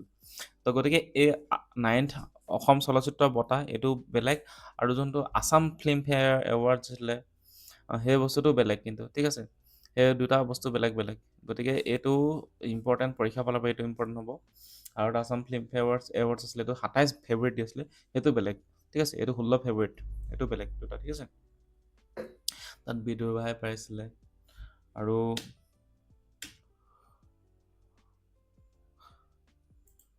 গোলাই চোৰ বুলি এখনে পাইছিলে, ইয়াত আপোনালোকে দেখাই দিছোঁ, এইখনে পাইছিলে, গোলাই চোৰ, তাৰপিছত ৰাগ, তাৰপিছত বিদুৰ ভাই, এইবোৰে মানে পাইছিলে এৱাৰ্ডছ, ঠিক আছে।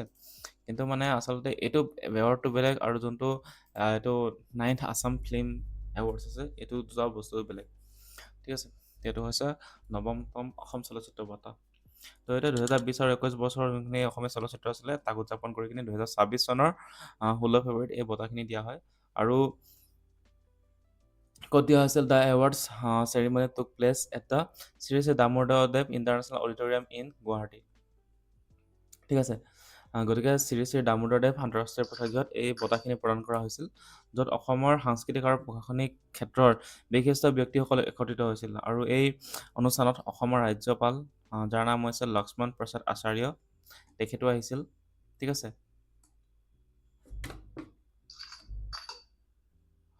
Assam Governor Lakshman Prasad Acharya as a chief guest and Culture Affairs Minister Bimal Bora আছিল present. তাৰপিছত the event aims the honor excellence in the Assamese cinema, recognizing creative achievements across the 40 award categories and encouraging filmmakers to produce the culturally rooted narratives. ঠিক আছে, গতিকে কি কৈছে, গতিকে এইটো কথা কৈছে যে যোনটো অসমীয়া যোনখিনি চলচ্চিত্ৰ তাক সন্মান জনোৱা আৰু লগতে 40টা বঁটা শিতানত যোনটো কেটেগৰীত 40টা এৱাৰ্ড কেটেগৰীত যোনখিনি সৃষ্টিশীল অৱদান আছিলে তাক স্বীকৃতি দিয়া আৰু লগতে যোনখিনিয়ে মানে ফিল্ম বনায় চলচ্চিত্ৰ যোনখিনি নিৰ্মাণ কৰে তেওঁলোকৰ যাতে সংস্কৃতিক যোনটো মেইন শিপা হা তাৰ লগত যাতে জড়িত হৈ থাকে তেনেকুৱা কাহিনী আমাৰ সংস্কৃতিক যাতে দেখাই কিনি শিপাৰ লগত জড়িত থকা কাহিনী যাতে নিৰ্মাণ কৰি ফিল্ম এখন বনায় তাক উৎসাহিত কৰাই আছিল এই অনুষ্ঠানটোৰ মূল লক্ষ্য। মানে এনেকুৱা ফিল্ম বনাব লাগে য'ত মানে আমাৰ সাংস্কৃতিক শিপাডাল জড়িত হৈ থাকে। গতিকে এই এৱাৰ্ডবোৰ কিছুমান দিয়া হৈছিল, কি এৱাৰ্ড দিয়া হৈছিল? বেষ্ট ফিল্ম যাক কোৱা হৈছিল ৰূপ কোঁৱৰ জ্যোতিপ্ৰসাদ আগৰৱালা এৱাৰ্ড দিয়া হৈছিল। কোনে পাইছিল? বেলকনিত ভগৱান, ঠিক আছে, গড অন দ্য বেলকনি। তাৰপিছত তাৰপিছত বেষ্ট ডাইৰেক্টৰ এৱাৰ্ড যাক কোৱা হয় ব্ৰজেন বৰুৱা এৱাৰ্ড। এই ব্ৰজেন বৰুৱা এৱাৰ্ড পাইছিল বিশ্বজিৎ বৰাই বেলকনিত ভগৱানৰ বাবে। বেষ্ট ডাইৰেক্টৰ এৱাৰ্ড বিশ্বজিৎ বৰাই পাইছিল। তাৰপিছত বেষ্ট এক্টৰ পাইছিল কোনে? হৰিশ খান্না, ঠিক আছে, বেলকনিত ভগৱান এই চলচ্চিত্ৰখনৰ বাবে পাইছিল হৰিশ খান্নাই। কি পাইছিল? নটসূৰ্য ফণী শৰ্মা এৱাৰ্ড। আৰু বেষ্ট এক্ট্ৰেছ যাক কোৱা হয় আইদৈ সন্দিক এৱাৰ্ড, এয়া পাইছিল মন্দাকিনী গোস্বামী। আৰু কিহৰ বাবে পাইছিল? মন্টুৰ, ঠিক আছে, মন্টুৰ বাবে পাইছিল।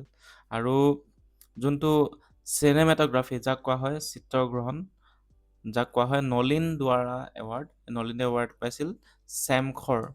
চেমখৰ ফিল্মখনে পাইছিল এটা দৃশ্যগত কাহিনী থকাৰ বাবে, এটা ভিজুৱেল ষ্টৰি টেলিঙৰ বাবে পাইছিল, ঠিক আছে, recognise for the visual story telling. তো এইখিনি আছিল নৱম চলচ্চিত্ৰ বঁটাসমূহ।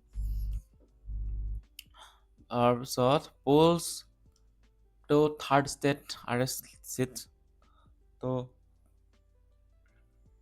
ৰাজ্যৰ যোনখন তিনিটা ৰাজ্যসভা আসনৰ বাবে নিৰ্বাচন আছিল সেইটো কথা লিখা আছে। আৰু ৰাজ্যসভা গম পাওঁ যে এইটো এটা মানে কি পাৰ্মানেণ্ট বডি হয়, ঠিক আছে, টু থাৰ্ড মানে চেঞ্জ হৈ থাকে, ঠিক আছে।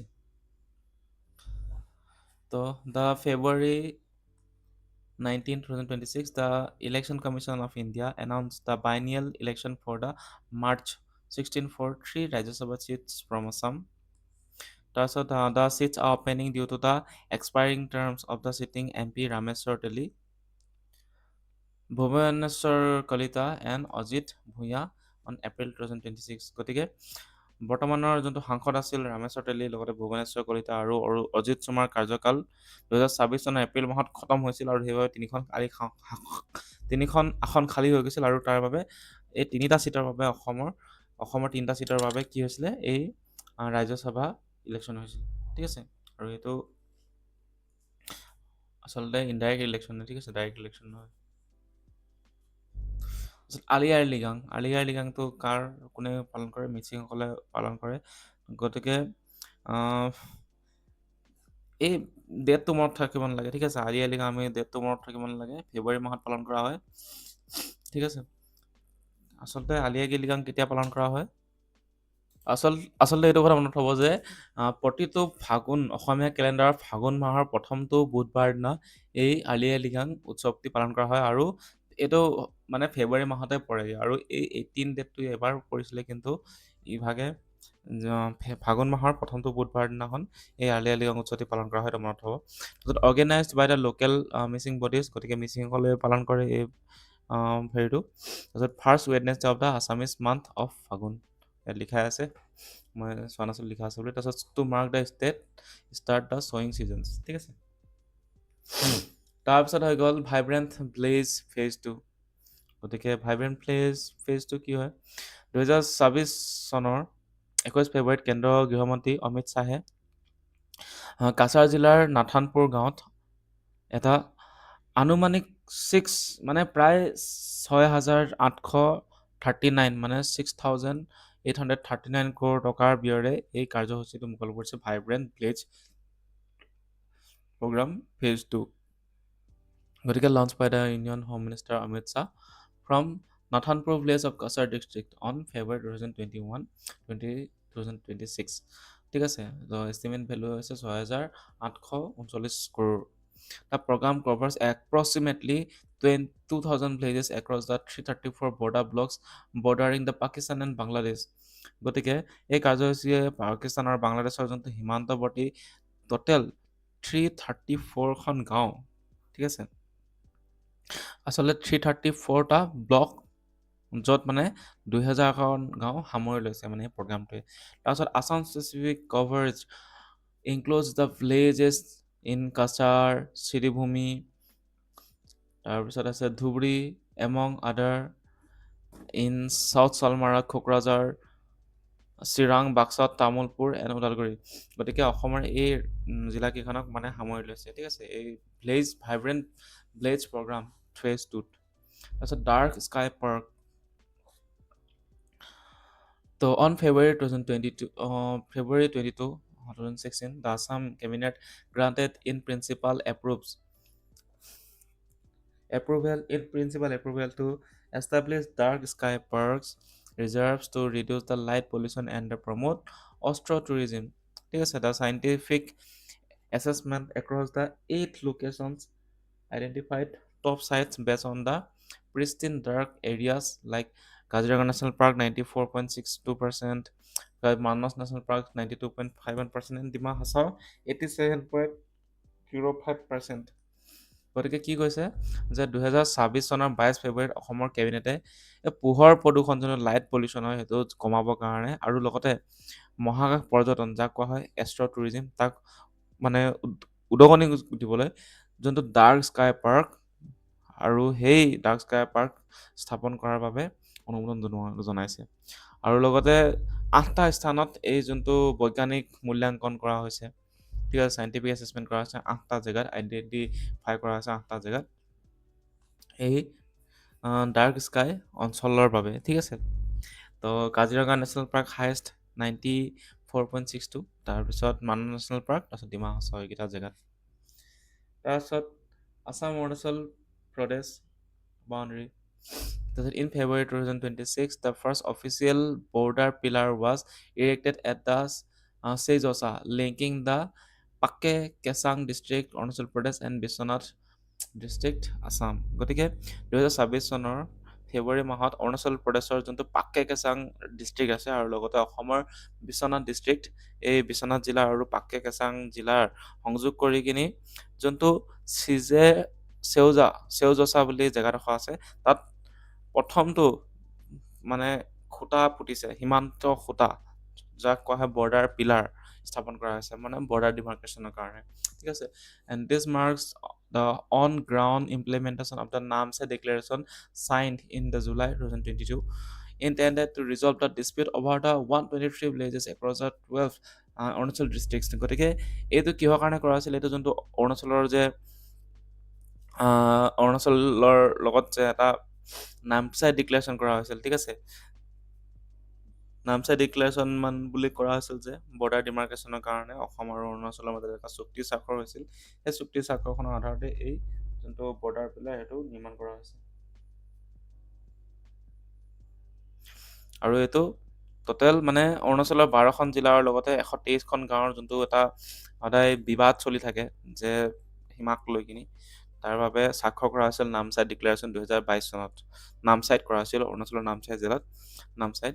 গতিকে সেই তাকে ৰূপায়ণ কৰি কিনি এই প্ৰথমটো খুঁটা পুতা হৈছে। তাৰপিছত অসমী সৰচ মেলা।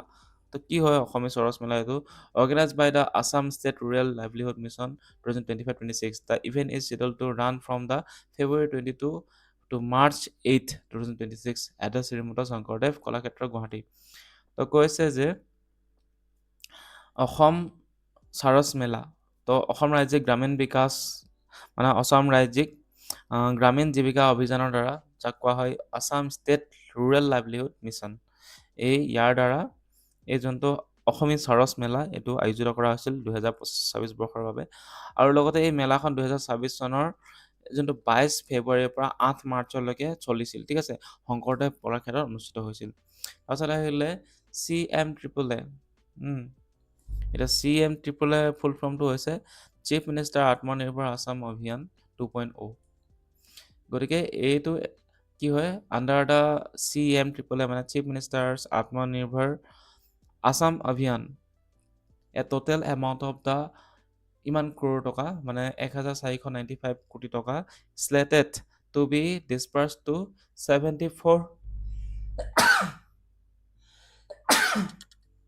74,444 potential entrepreneur statewide statewide ঠিক আছে তো কোৱা হৈছে যে অসম আত্মনিৰ্ভৰ মুখ্যমন্ত্ৰী আত্মনিৰ্ভৰ অসম অভিযানৰ অধীনত যোনটো 2.0 অধীনত কি হৈছে ৰাজ্যজুৰি টোটেল 74,444 গৰাকীক এণ্টাৰপ্ৰেনৰক টোটেল 1495 মানে 95 কোটি টকা কৰি দিয়া হৈছে বিতৰণ কৰি দিয়া হৈছে ঠিক আছে আৰু financial assistant allocates the 2 lakh per beneficiary in the general category 74,000 কেণ্ডিডেটছক দিছে ঠিক আছে আৰু 5 lakhs per beneficiary in the professional category 206 categories গতিকে এই বিত্তীয় সাহায্যৰ ভিতৰত যোনখিনি সাধাৰণ শ্ৰেণী আছে তাৰ টোটেল 74,238 গৰাকীক দিয়া হৈছে যোনে 2 লাখ টকাকৈ পাইছে আৰু যোনখিনি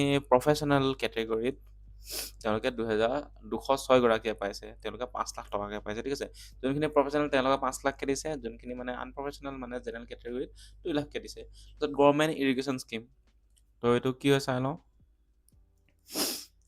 তাৰপিছত data published on the February 25 data published on February 25 2026 in the state economic survey 2025-26 shows less than 10% of Assam 40.88 lakhs hectares of cultivated and land benefits from government irrigation schemes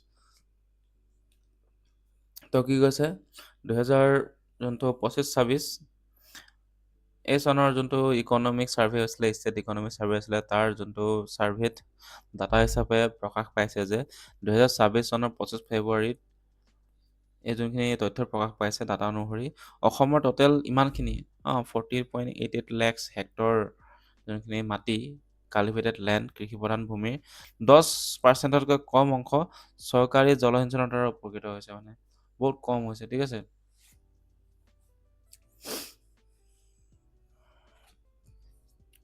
তাৰপিছত despite 8.8 lakhs hectares of the irrigation potential created the utilized potentially actually declined to এইবোৰ data দিছে ঠিক আছে মানে প্ৰায় কিমান হেক্টৰছ 2,50,000 hectares in 2024 এইবোৰ data হয় ঠিক আছে এইবোৰ নপঢ়িলেও হ'ব the gap is exacerbated by the severe recent rainfall deficiencies during the Rabi season, notably 40.46 deviation in season.